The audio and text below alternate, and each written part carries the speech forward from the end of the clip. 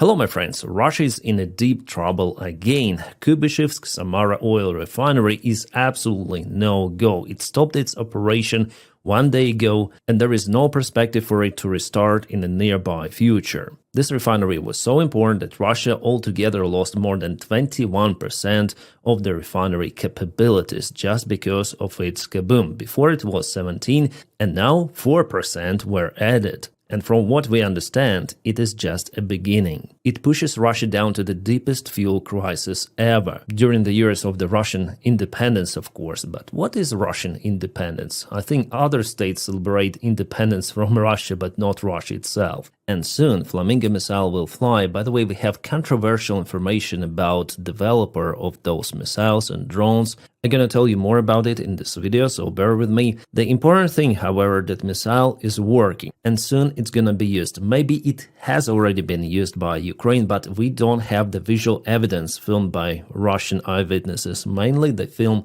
drones. So the economists did their research and they found out that 90% of the missile components are made in Ukraine, which is good. I was wondering about the engine. Well, as they say, it is AI-25, which is kind of the old one. The same engine is installed in L-39 Albatros or Yakovlev 40. I would say that those engines are quite thirsty. So there should be kind of the big fuel tanks installed in that missile. Ukrainian's Motor Sich company is still capable to produce those engines, which is good. And according to the Kyiv Independent, there is the corruption probe on Flamingo missile production. Journalists say that investigation was started 4 months ago by the National Anti-Corruption Bureau, which Zelensky and the Ukrainian government tried to block 2 months ago. And for now, it is just an investigation and no criminal charges applied to anyone. What detectives want to know is whether the company disclosed all of the information about its purchases and whether they put the normal price for the products, or maybe the price for the drones and missiles was over-exaggerated, as well as the number of the produced items. On one of my streams on other channel, by the way, I have one more YouTube channel, you may check it out in the video description below. So there I say that the information that Ukrainian FP1 drone production is almost equal to the Russian Shahid drone production, well, it's kind of not looking real. Because Russia already established many of the factories and definitely they produce roughly 3,000 Shahids per month. At least, maybe even 5,000. And for Ukraine, I don't see that significant production of FP1 drones, so the information which was given to press by the company, I think it's not real. I even called it a fishy one a few days ago, before we even knew about the investigation opened by NABU. Unfortunately, NABU officials declined the comment on this issue, saying that the agency could not discuss it as it concerns the secrecy of investigation. And later on NABU even denied the involvement in some sort of the probes against Flamingo missiles, but Flamingo missiles and the company, I would say it's different. Here is their comment: we deny any kind of the investigation against Flamingo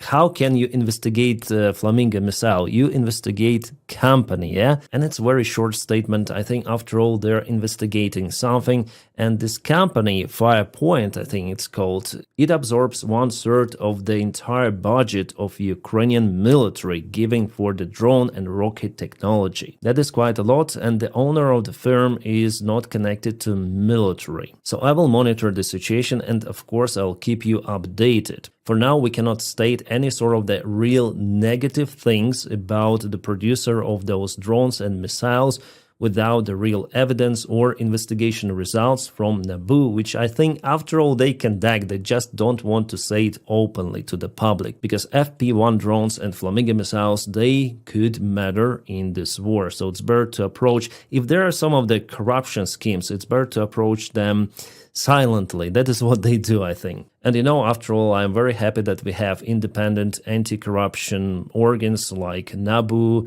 and Anti-Corruption Prosecution Office, which Ukrainian government tried to close, but no, Ukrainian people protested against that. Alright, awesome news coming from Ukrainian commander Magyar. He said that just recently, the last night, Ukraine hit the very important Russian oil facility. It's the Topovich LNR production dispatch station in Russian Bryansk region. This is the fuel hub and the pump station which is used by the Russian military for the regions which are bordering Ukraine. As Magyar reported, the strike significantly disturbed the Russian logistics in the region.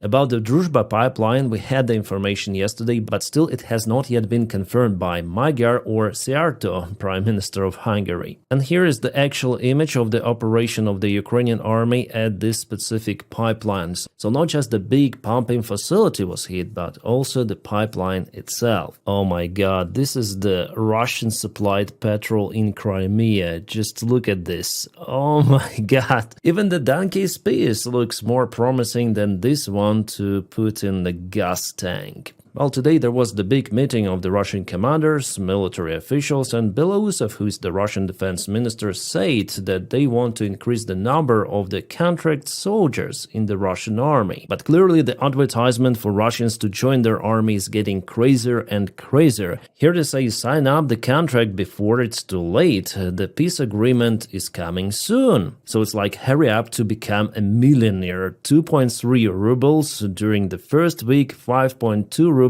you'll have if you serve for a single year. And that amount of money is just crazy. It's close to $60,000 per year. Just imagine this number. I'm always saying that for dictators, it is more profitable for people to live in poverty because that is how they may control them and propose to join the Russian army where there will be no way out, actually. They say, come on, join the Russian army. Hurry up, you'll be a millionaire. We're gonna sign up the peace agreement soon. Maybe in a couple of weeks, as Donald Trump says, so you'll be alive, no worries. You'll get your money, but no, it's not right.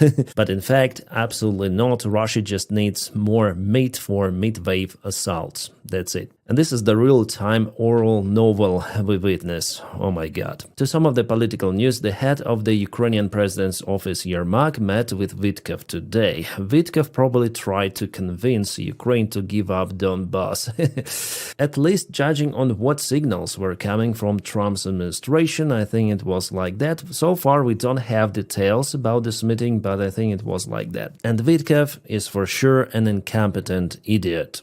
Because even according to the Reuters article, Vitkov misunderstood the proposal of the Russian Federation. The Russian Federation insisted on Ukraine to leave Donbass, but Vitkov understood it as the swapping of the territories, that Russia is ready to give up something. Then in fact it was not the condition. And remember how Donald Trump was speaking about swapping of the territories. Ukraine will get more territories, but during the Alaska meeting it became understandable that proposal from Putin is just for Ukraine to capitulate. No any swapping, no. And we see how Donald Trump even stopped speaking about swapping. Trump is tired of the war and wants it to end. Well, I would say that Trump is just tired of those questions asked constantly by journalists. What's about Ukraine? You promised 24 hours, you promised 2 weeks, you promised 50 days, 10 days for Russian ultimatum, you promised to apply sanctions, and so on and so on. Every of his press conference ends up with those questions because Ukrainian topic is still in the top priority. It matters a lot for security of Europe and I would say for entire world because the scale of the losses is just crazy and I have extra data about that one and probably in the next video I'm gonna share more information about it. Who are really tired of this war are the Ukrainian soldiers and our guys are out there on the front line still defending Ukraine. So Trump may put his tiredness into his orange ass. And despite all of those talks about the ceasefire, there is no visible end of this war. At least I don't see it, judging on Russians' rhetorics. The spokeswoman, I guess, of the Russian Foreign Ministry today stated that they still demand denazification, demilitarization of Ukraine, and it should be the part of the lasting peace. So for 3.5 years of this war, I don't see any sort of the step back from the Russian side in their demands for Ukraine. They still insist on denazification and other bullshit. And the situation right now in Ukrainian skies confirms that Russia wants to terrorize Ukrainian society and Ukraine in general to reach their demands in any sort of the way, but it will not happen. As today, President Zelensky confirmed in his press conference that Russia is unable to gain control over Kyiv or entire Ukraine. It is physically not possible.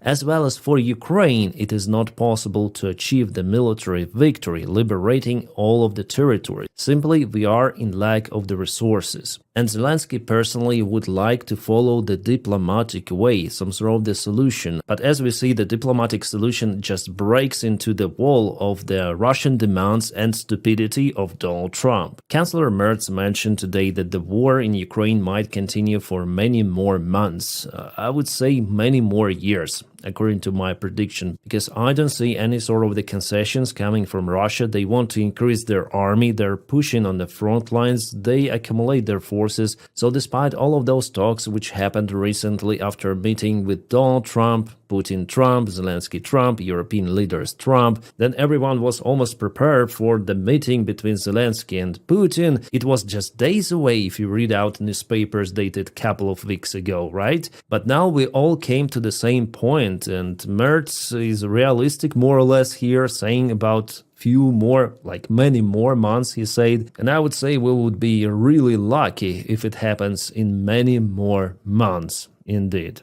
I don't see the picture as not such optimistic, I would say. According to Financial Times, Donald Trump even proposed Chinese peacekeepers for Ukraine. So what to do with Ukraine? How to solve it? So let's search for peacekeepers. Europe doesn't want to deploy theirs, well, at least before the ceasefire, and now let's deploy Chinese. There are many of the Chinese people. China army is huge, so they might be put 50 meters away throughout the front lines to monitor the situation. Really, yeah?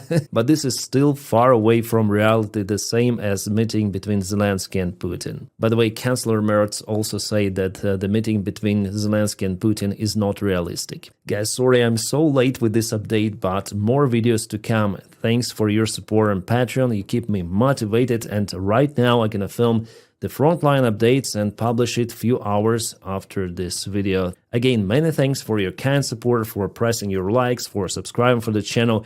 You are awesome, guys. I wish you all a peaceful sky wherever you are, and have a great time.